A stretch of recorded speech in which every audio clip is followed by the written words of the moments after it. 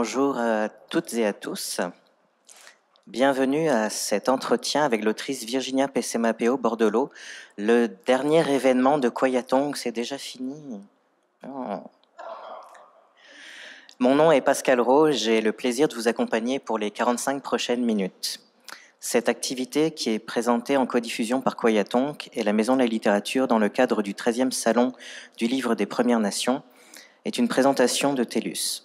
Réalisée par Kwayatong, l'édition 2024 est rendue possible grâce à l'appui financier des partenaires suivants: Acier Owishta, le CN, Inergex Énergie Renouvelable, Hydro-Québec, la Caisse des Jardins de Wendake, OK-Tilo, le Conseil des Arts du Canada, le gouvernement du Canada, le gouvernement du Québec, la SODEC, la Ville de Québec et Wendake.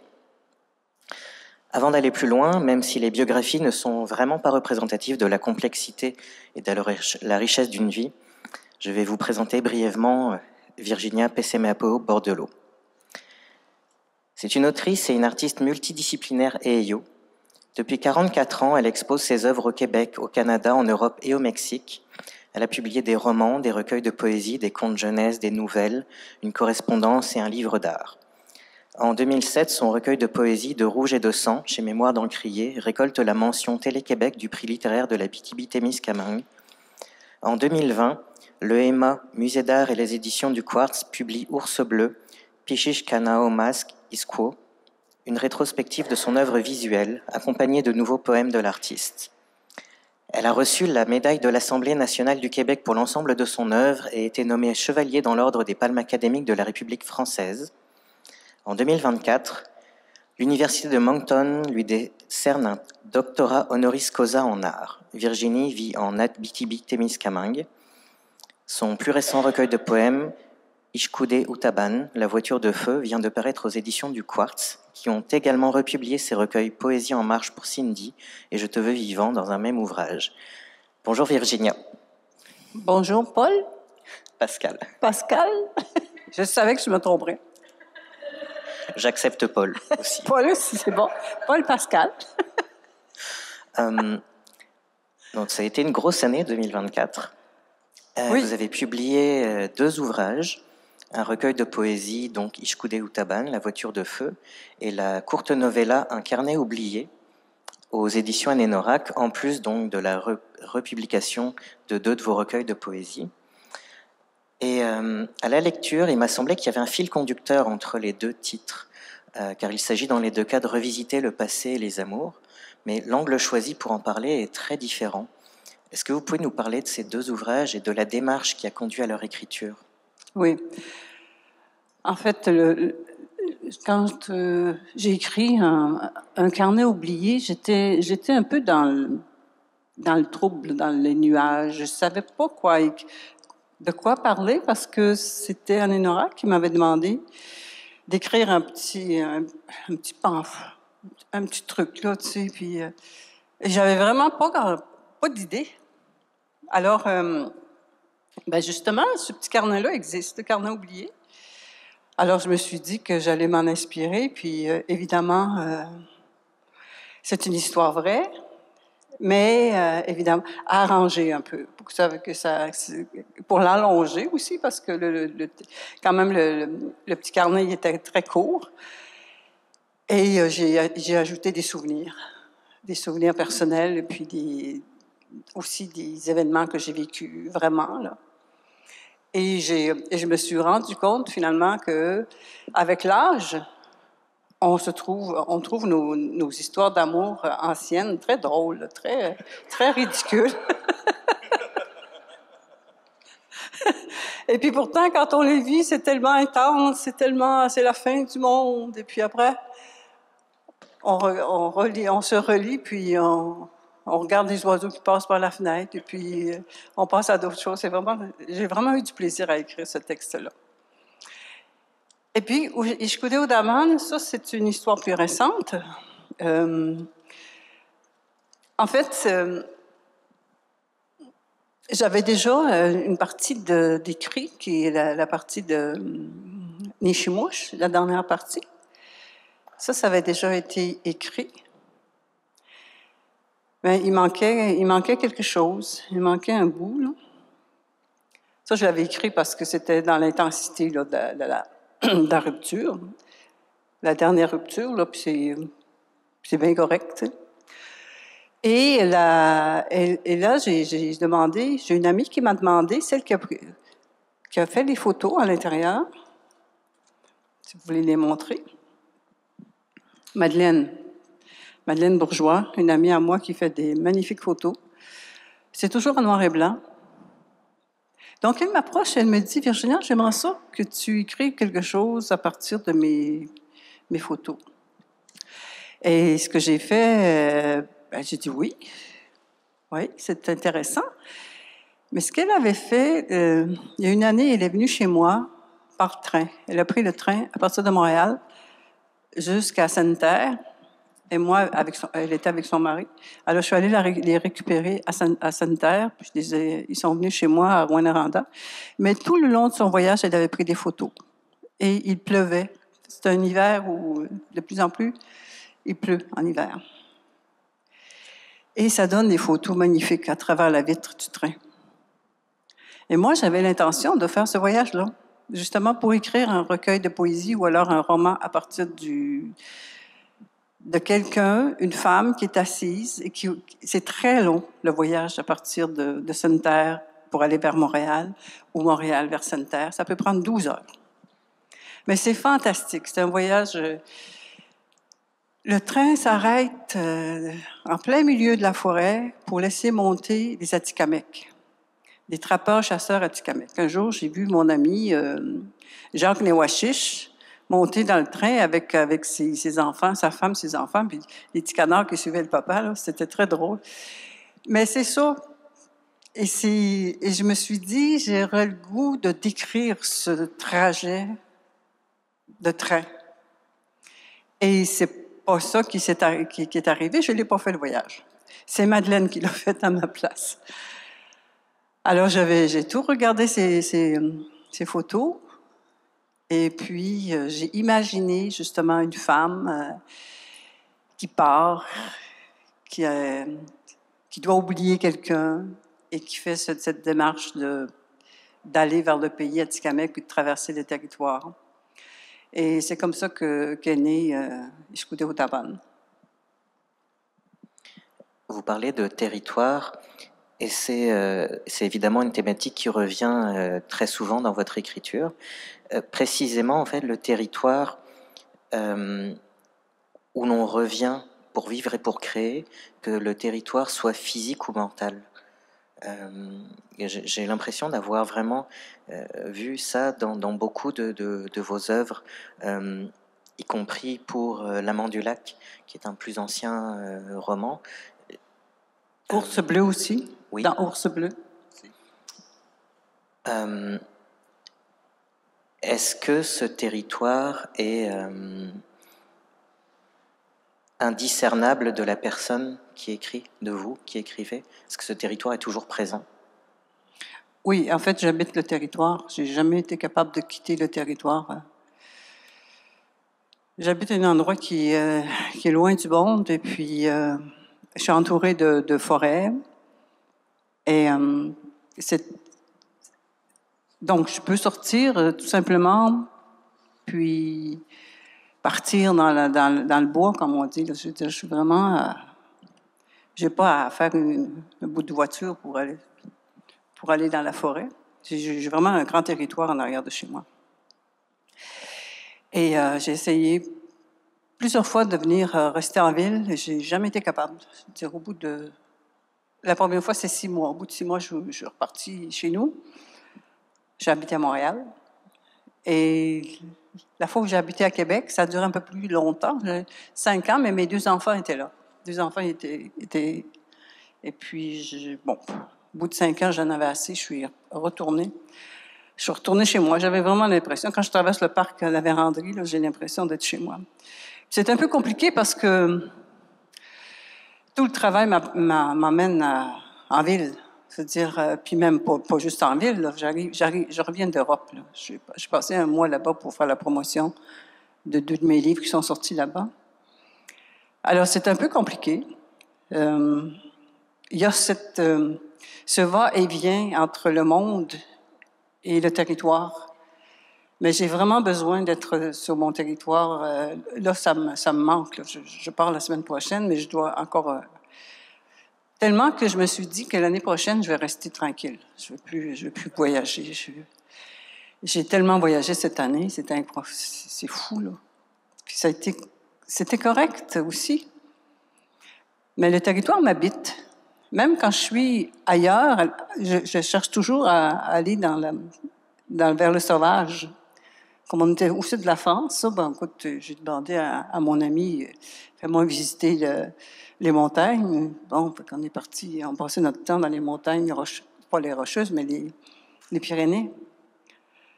D'accord, on visitait les villes, mais tu sais, c'était pas la même chose.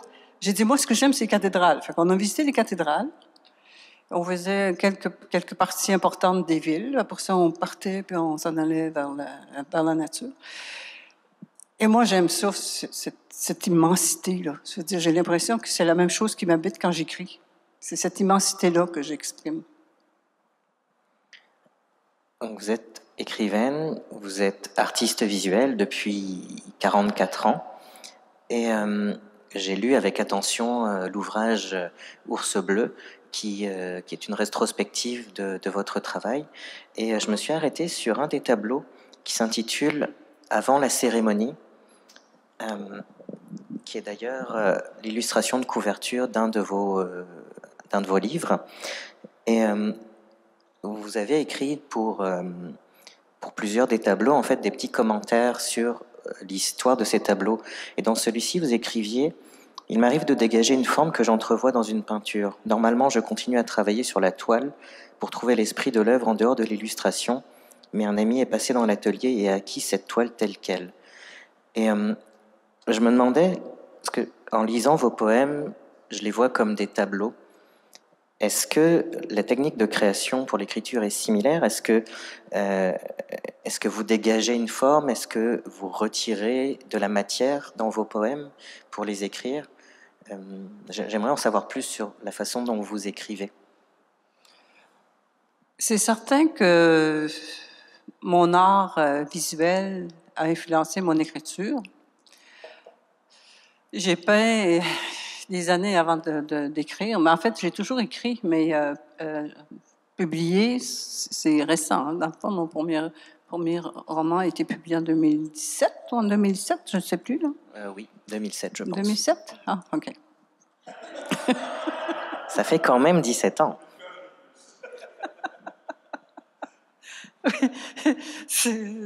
Enfin, alors... mais mon écriture est aussi inspirée par ma langue d'origine. Moi, j'ai parlé le cri et le Anishinaabe pendant des années avant d'apprendre le français. Alors, il y a toutes ces images parce que c'est une langue qui est très, très imagée, qui est très descriptive aussi.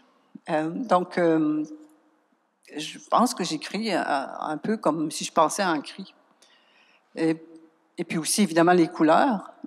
Ma peinture a beaucoup inspiré, mais je pense que c'est Maurizio Gatti qui m'avait demandé la première fois que je l'ai rencontré. Il m'a dit, est-ce que vous êtes peintre? Parce qu'il avait lu mes textes. J'ai dit oui. Ben, il dit, ça transparaît dans vos écrits. Alors, je pense que la peinture et l'écriture se mélangent, je veux dire, s'influencent l'un et l'autre en moi, plus, comme je vous dis, plus la langue originelle. Donc, l'un et l'autre s'influencent. Est-ce que, parce que là aussi, dans cet ouvrage, on voit l'évolution des thématiques, l'évolution des modèles, mais aussi l'évolution des couleurs au fil des années. Est-ce que l'écriture évolue également de manière parallèle au niveau des thématiques et des couleurs et des modèles? Oui, je trouve que j'écris mieux que j'écrivais. C'est mieux ça que l'inverse. Hein? C'est ça. Je pense que j'ai toujours écrit pas mal, d'après ce que les gens m'ont dit, mais je cherche moins l'effet immédiat. Je ne sais pas si je peux dire ça comme ça. Je cherche moins à faire effet. Je cherche plus à traduire comme des vagues les émotions, les événements, puis donc évidemment d'une façon très poétique, mais beaucoup moins. Avant ça, quand mon premier texte s'appelait Chialage de métis, tu sais, puis c'était Vierge de Christ de monde que vous avez rien compris. Je veux dire, c'est chargé là, tu sais. C'est pas faux, mais C'est pas chargé.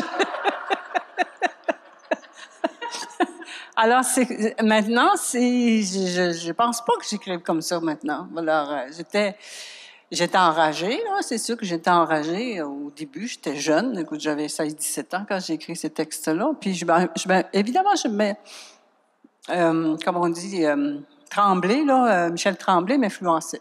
Je disais, il n'y avait pas d'auteur trop autochtone dans ce temps-là. Alors, et puis, donc, je voyais j'ai déjà vu une pièce de théâtre de Michel Tremblay quand j'étais jeune. Ça m'a fasciné. Je suis vraiment tombée sur le derrière, puis on me disait, ah, on peut écrire comme ça. Ça veut dire, on peut écrire en joual. Et donc, je suis allée, le premier texte que j'ai écrit, ça a été ça. Ça a été Chialage et métis, ça. Mais c'est un texte percutant qui a quand même été remarqué, qui a été publié. C'est publié dans La Vie en rose, puis aussi un autre dans Recherche amérindienne du Québec. Quand même, il faut le faire. Donc, ça remonte avant 2007. Absolument. Donc, ça remonte en 83. Ben, il a été publié en 83, mais il a été écrit, écoutez, je suis né en 51. Ajouter 16 ans à ça, ça donne comment? 67, 68? À l'époque où j'étais étudiante, là, petite jeune étudiante, peut-être au début cégep, je ne sais plus. Alors, en même temps, c'était un petit peu plus tard, j'avais écrit De rouge et de blanc, le poème « Je suis de rouge et de blanc ». Alors, c'est des textes qui sont, je veux dire, c'est intéressant, mais ils ne sont pas travaillés. Je trouve que je pourrais les reprendre aujourd'hui, puis je pourrais les améliorer. Mais vous êtes quand même toujours satisfaite de ce que vous avez écrit? Oui, je ne renie rien. Je renie rien. Vous parliez de colère, que vous étiez très très en colère. J'aimerais revenir sur le recueil qui reprend deux de vos recueils, Poésie en marche pour Cindy et Je te veux vivant. Et il y a beaucoup de colère dans ce recueil. La colère et aussi un appel à la sororité et un appel, c'est pas moi qui vais en parler, mais ce sont deux recueils que je trouve difficiles, mais dans lesquels il y a à la fois de la colère et de la lumière. Oui, c'est ça. Je pense que c'est ça la différence aujourd'hui. Je peux exprimer ma colère, mais avec la douceur, avec une certaine douceur. Et puis, c'est comme ça que j'approche l'écriture. Maintenant, je veux dire, comme j'ai dit tout à l'heure, je pense pas, pas par principe, là, tu sais, je pense plus utiliser des gros mots, là, par exemple, dans mes textes. Et puis, c'est une façon naturelle pour moi d'écrire maintenant. J'ai vraiment besoin que ce soit dans la douceur, même dire les choses les plus terribles, mais déposer en douceur, si tu veux, pour que les gens l'acceptent, pour pas que ce soit rebutant. Mais même à ça, il y a des amis qui m'ont dit qu'ils ont été incapables de lire de mes textes, comme L'Enfant hiver. Ils ont commencé le 2e, 3e chapitre, 4e chapitre, ils ont mis le livre de côté. Ils ont dit, je suis incapable de lire ça. Parce que c'est trop dur?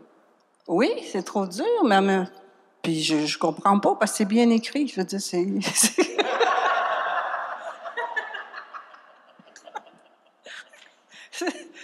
ça, c'est un très beau texte poétique. D'accord, c'est sur la mort d'un enfant, puis donc c'est sur le cri de la mère, mais elle le fait pas d'une façon géniarde, tu vois. Je pense que tout le monde, quand perd un enfant, vit la souffrance de cette manière-là, tu sais. Et puis, elle marche finalement vers la lumière parce qu'elle fait confiance à son fils. Elle lui laisse le droit d'avoir choisi son destin, tu vois. Et puis je pense que c'est important, ça, de le savoir. Parce que je crois que c'est ça, la réalité. Chacun est libre de sa vie. Même si on les aime profondément, même si on ne veut pas, on n'a aucun contrôle sur eux, sur les gens qu'on aime, tu sais. Encore moins sur un fils, tu vois.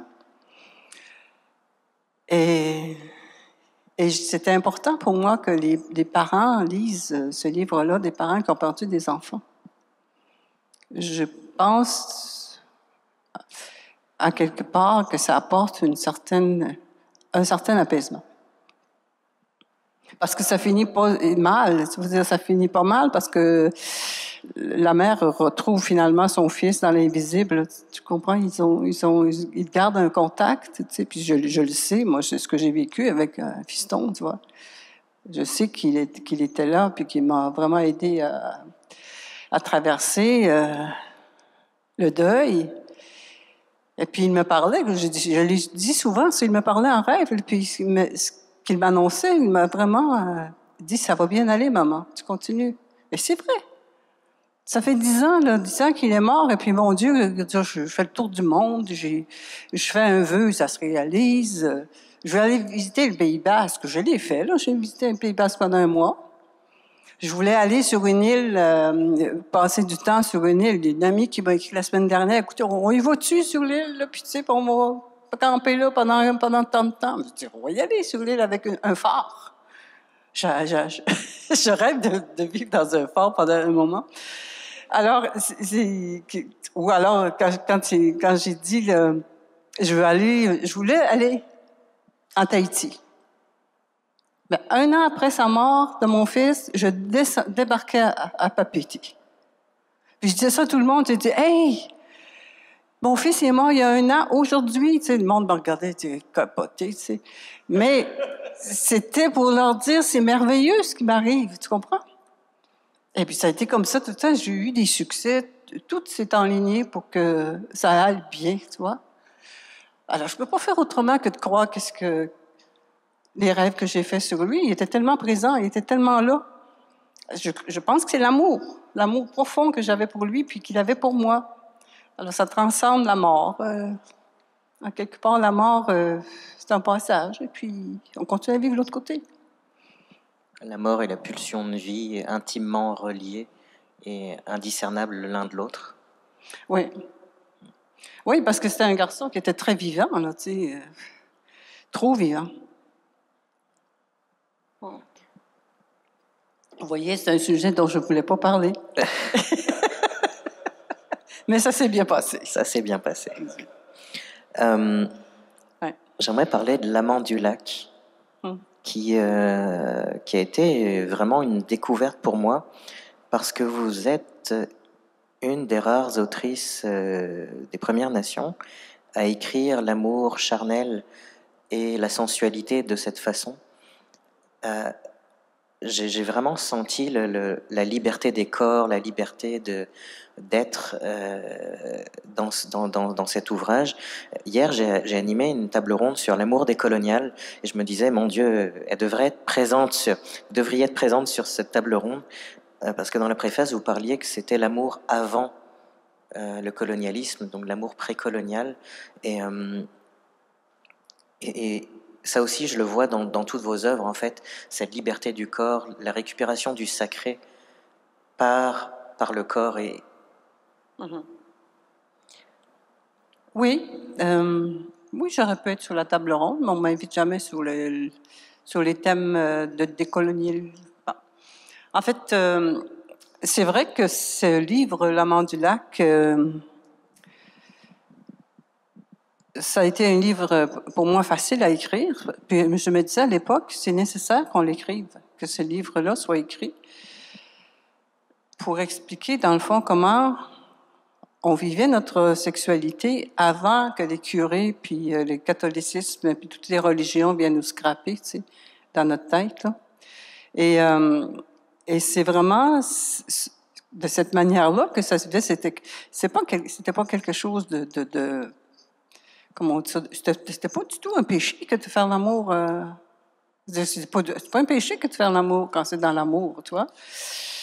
Et, et puis, c'est pour ça que, oui, c'est vrai que c'est un livre qui parle de l'amour décolonial, qui fait réfléchir. Moi, je voulais que les enfants lisent ça, mais je veux dire, les parents autour de moi, ils n'étaient pas tout à fait d'accord. Je l'ai offert à ma petite fille. Ça aussi, je l'ai déjà raconté. Ma fille était fâchée.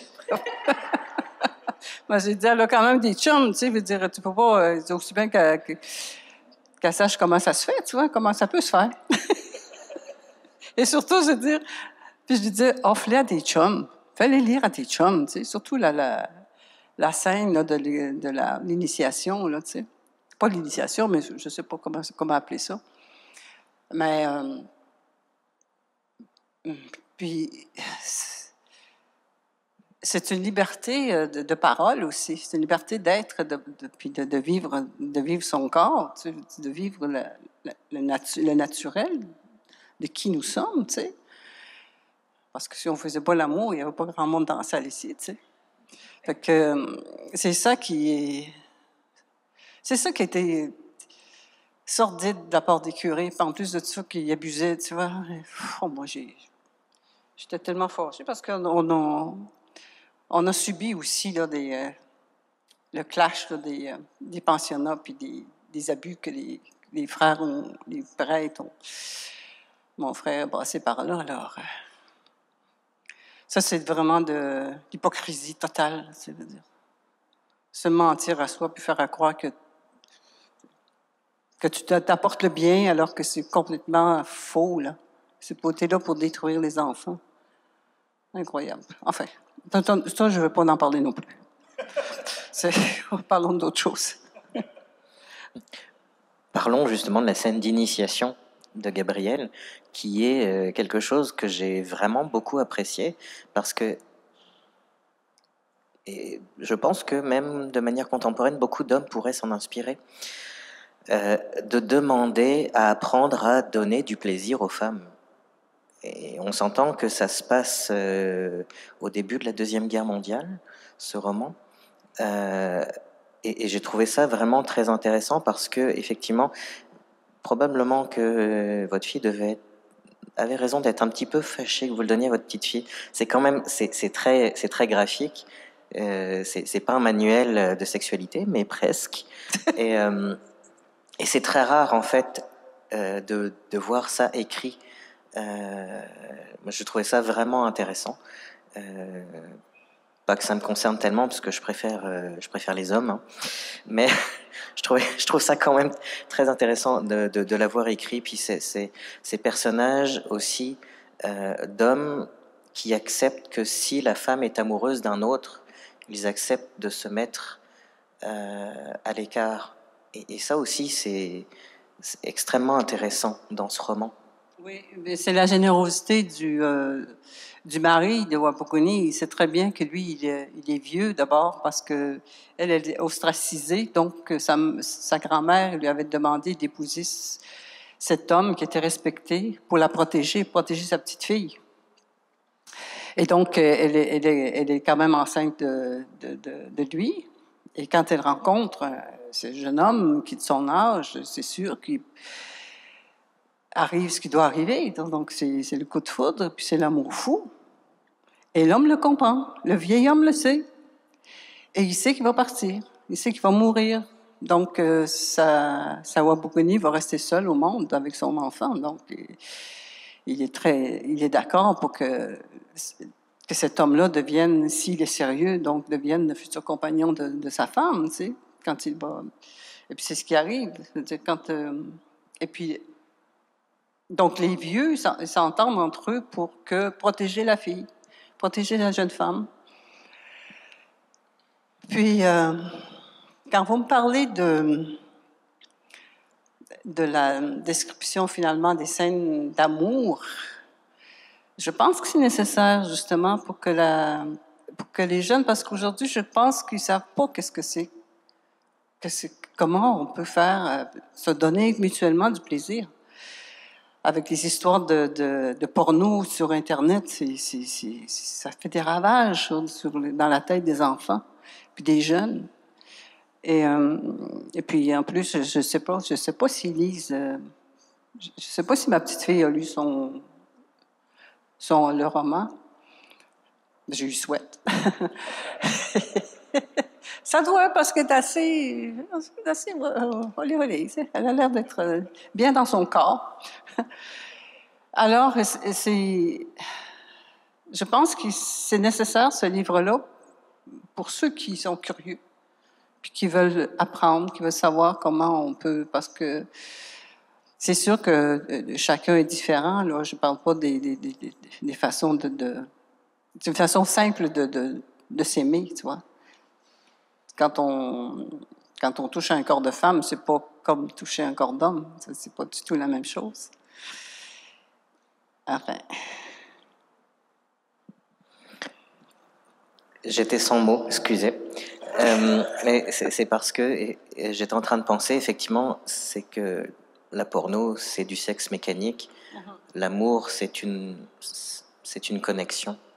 Et c'est vraiment ça qu'on sent dans l'amant du lac, la connexion entre les personnes, la connexion au territoire, à la vie, la connexion à la grand-mère. Ça, c'est quelque chose que j'ai vu à plusieurs reprises dans votre œuvre, l'importance des aînés, de la transmission, puis de l'enfantement, de la maternité, qui est d'ailleurs très, très évidente dans votre nouvelle Les Enfants Lumière, que vous avez écrite pour Webkey, oui, qui est dans un futur où les gens arrêtent de faire des enfants, sauf un peuple en particulier. Oui, en fait, c'est un jeune couple qui décide de continuer à faire des enfants. Et que pour ce faire, il s'éloigne de la communauté qui s'est créée, là, parce qu'il y a eu une fin de monde. Alors, il y a quelques survivants, puis de plusieurs races, si vous voulez, races entre guillemets, et qui s'organisent finalement entre eux pour survivre. Et puis, entre autres, il y a des Anishinabés, évidemment, qui ont plus de facilité à vivre sur le territoire, ou ce qui en reste.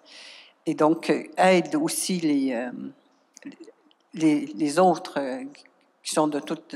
Il y a même un Haïtien, je pense. Je veux dire, vraiment, il y a toutes sortes de monde là, qui sont restés, ils ont survécu. Et puis, il y a ce couple de jeunes Anishinabés qui veulent avoir des enfants. Donc, ils partent, ils s'éloignent du groupe, et puis ils ont eu des jumeaux. Ils ont dû revenir sur le territoire parce que la mère était un peu souffrante. Mais ce sont ces deux enfants-là, finalement, qui ont remis de la lumière dans le nouveau peuple, si tu veux, tu sais.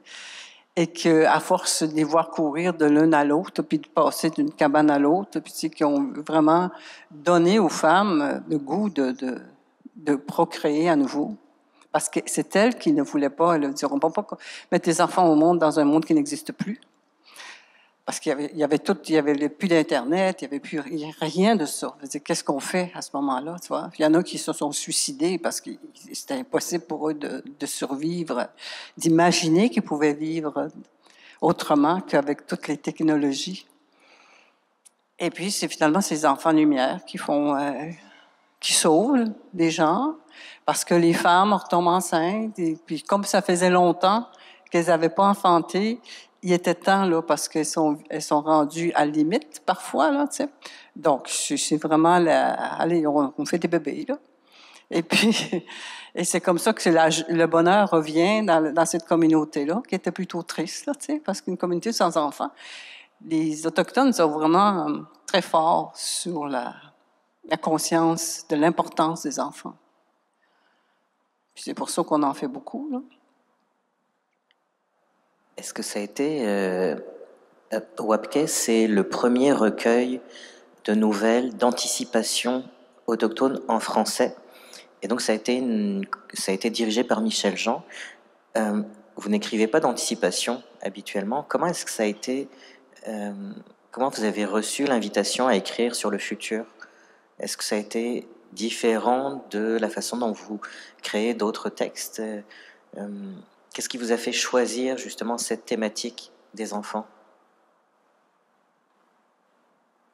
Oh, c'est venu tout seul. Je n'ai pas vraiment réfléchi. D'abord, il fallait que je l'écrive vite parce que j'avais peu de temps. Et j'ai dit, bon, je vais le prendre du point de vue autochtone. Comment se passerait une fin de monde, là, tu sais, une fois que... Je ne sais pas qu'est-ce qui s'est passé, je n'explique pas qu'est-ce qui s'est passé, tu vois. Quelle catastrophe.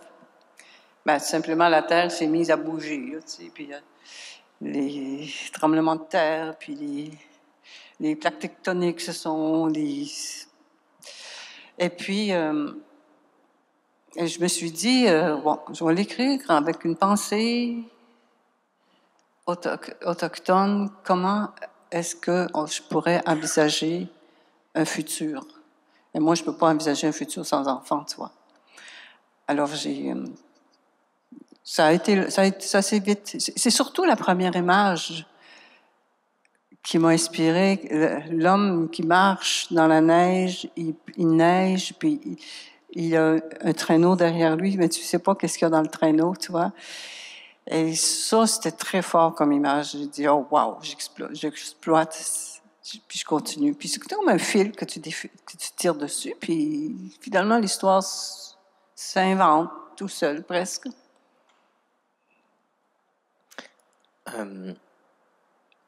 Vous avez vraiment tout lu, hein? Non, pas tout. Il en manque un petit peu. Un petit peu? J'ai pas lu les œuvres les plus anciennes. J'ai pas eu le temps, malheureusement. Mais j'ai lu tout ce qui est possible de lire parce que je trouve intéressant de trouver des fils conducteurs et des thématiques qui reviennent. Et en fait, les obsessions qu'en tant qu'écrivain, écrivaine, on a tous et qui parfois ressurgissent de manière plus ou moins inconsciente. Il y a des choses dont on est conscient, comme l'importance des enfants, l'importance de la transmission, et parfois, en fait, on se rend pas compte de choses qu'on est en train d'écrire. On se rend compte seulement 10 ans, 20 ans plus tard. On se dit, oh mon Dieu, c'était tellement évident. C'est pour ça que je me suis beaucoup préparé, parce que j'adore faire ça. J'ai lu aussi votre correspondance avec François Lévesque, qui s'appelle La bienveillance des ours. Je ne l'ai pas ici en main. À un moment donné, vous parlez de solitude. La solitude des personnes qui n'ont pas de place nulle part. Est-ce que l'écriture permet de trouver une place, de trouver sa place? Oui, certainement. Mais nous, on parlait de solitude. Moi, en tout cas, moi, je parle de la solitude intrinsèque comme humain, là, tu vois. Puis, et elle est riche, la solitude. Elle permet de... Pour moi, c'est rien de négatif. J'ai besoin de solitude. Et c'est elle qui me permet d'être créative. C'est quand je suis seule que les mots, les couleurs viennent. C'est quand je suis chez moi ou dans la forêt que je fais mes... parce que j'ai eu aucune inspiration pendant mon voyage. J'ai rien retenu. Il n'y a rien qui m'est arrivé et qui m'a dit « Ah, j'ai envie de faire. » Peut-être les tissus. Ah oui, je vais vous parler d'un truc que j'aime faire. J'aime coudre. J'aime inventer des vêtements. Ah, ça, j'en ai vu beaucoup dans les boutiques en France. Alors, je prends des photos. Quand je vois quelque chose, je prends une photo. Je vais m'en inspirer pour faire une création, un vêtement. Alors, mais c'est ça. Chez moi, la solitude est très importante sur le territoire. C'est vraiment là où je trouve la richesse, où il y a des mots qui viennent, où il y a des couleurs qui viennent, ou même des thèmes de travail, de peinture, parce que je change de thème à tous les 10 ans à peu près. Change de façon de travailler, de peindre. Et c'est cette solitude-là qui me permet d'être bien en moi-même. Je me dépose quand je suis seule. C'est comme, je l'ai dit hier, je ne sais pas à quel endroit on parlait de... C'est comme si j'étais toujours en représentation quand je suis en public. Je suis pas... Je suis vraie, là. Je suis pas en train de vous conter des mensonges, mais je vais vraiment... je suis pas jamais 100% à l'aise. Jamais tout à fait à l'aise, tu vois. Et bon, évidemment, la peur de dire des conneries, tu sais, la peur de pas être juste dans ce que je dis. Et donc, quand je suis chez moi et qu'il n'y a rien autour, personne autour, là, je me dépose complètement. Et là, je suis calme, je suis en paix. Alors, il y a comme tout le puits se remplit, je dis ça comme ça, tu vois, là. Alors, je me mets au travail. Voilà. Au pinceau, je me mets à l'ordinateur pour écrire. J'ai 2 ou 3 livres là, qui sont en train de se préparer. J'ai commencé les textes. Ils sont sur mon ordinateur. J'attends d'être chez moi pour travailler là-dessus. Il faut l'espace mental pour pouvoir créer et entrer en soi. Oui. Je sais qu'il y a des gens qui travaillent dans les restaurants, qui écrivent dans les restaurants. Moi, je ne comprends pas. C'est-à-dire, le bruit autour, les gens qui passent, tu sais, je sais pas, c'est pas un endroit propice à la création pour moi ou à l'inspiration. Donc là, on vient d'avoir un scoop. Vous préparez 3 autres ouvrages. Est-ce que ça va être de la poésie, du roman? Il y a un brûlot. On m'a demandé de faire un brûlot, c'est-à-dire de parler d'un sujet scandaleux ou je ne dirais pas lequel, là, mais développer là-dessus. Ça, c'est les étudiants du Quartz qui m'ont demandé ça. J'ai aussi un projet d'écriture dans l'esprit de Une chambre à soi de Virginia Woolf. Ce serait quelque chose comme un territoire à soi. Donc, développer... Et puis, j'ai inclus ma mère là-dedans. Pour une fois, je vais parler de ma mère dans un livre.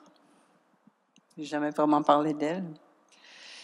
Et la troisième chose qu'il y a, c'est un dossier que ma cousine, la cousine de mon père m'a donné. Je ne sais pas si j'en ai déjà parlé de ça. J'ai un cousin de mon père qui s'appelait Pierre... voyons, quoi son nom de famille déjà? Ça va me revenir. Qui était jésuite. Il est entré chez les jésuites parce qu'il voulait étudier. Alors, il est devenu le premier sismologue québécois, mais en tant que jésuite. Et puis, il a étudié à New York. Et il était tellement bien reconnu que l'empereur Élie Sélassié lui a demandé de venir travailler pour lui, de former en sciences les jeunes Éthiopiens. Ce qu'il a fait. Donc, il est allé travailler là-bas pendant des années avec l'empereur, qui, lui, il a donné tout ce qu'il fallait pour qu'il puisse faire des écoles de formation pour les jeunes. En plus, il était féru d'études d'astronomie. Donc, ils ont aussi construit cette espèce d'observatoire.